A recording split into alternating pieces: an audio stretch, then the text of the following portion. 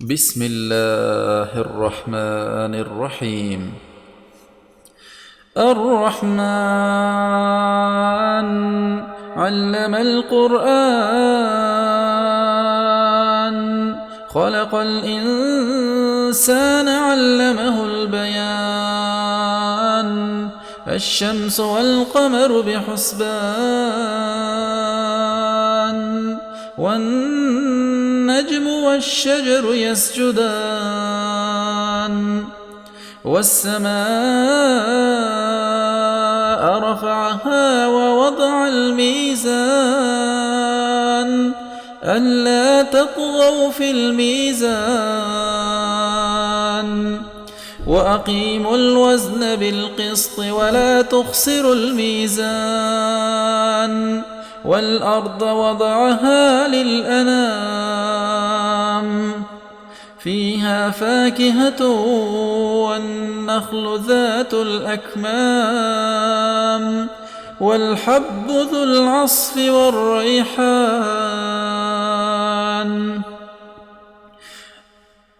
فبأي آلاء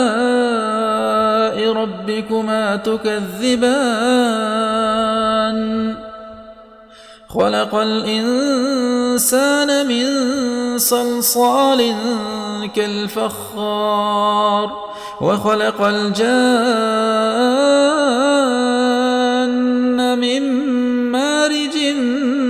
من نار فبأي آلاء ربكما تكذبان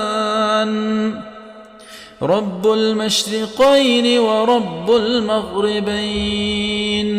فبأي آلاء ربكما تكذبان مرج البحرين يلتقيان بينهما برزخ لا يبغيان فبأي آلاء ربكما تكذبان يخرج منهما اللؤلؤ والمرجان فبأي آلاء ربكما تكذبان وله الجوار المنشآت في البحر كالأعلام فبأي آلاء ربكما تكذبان كل من عليها فان ويبقى وجه ربك ذو الجلال والإكرام فبأي آلاء ربكما تكذبان يسأله من في السماوات والأرض كل يوم هو في شأن فبأي آلاء ربكما تكذبان سنفرغ لكم أيها الثقلان فبأي آلاء ربكما تكذبان يا معشر الجن والإنس إن استطعتم أن تنفذوا من أقطار السماوات والأرض فانفذوا لا تنفذون إلا بسلطان فبأي آلاء ربكما تكذبان يرسل عليكما شواظ من نار ونحاس فلا تنتصران فبأي آلاء ربكما تكذبان فإذا انشقت السماء فكانت وردة كالدهان